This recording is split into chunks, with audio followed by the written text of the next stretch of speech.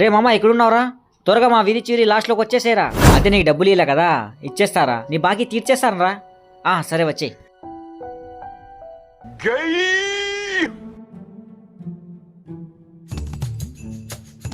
రే నీకు ఇవ్వాల్సిన డబ్బులు తీసుకోరా.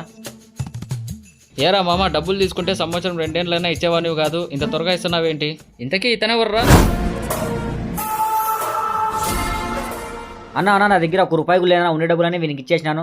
రే నీ డబ్బులు ఇచ్చేసినాను, నీకు నాకు సంబంధం లేదు.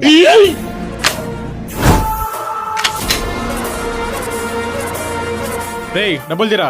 ఎవరు నువ్వు? తీరా, వదిలే డబ్బులు డబ్బులు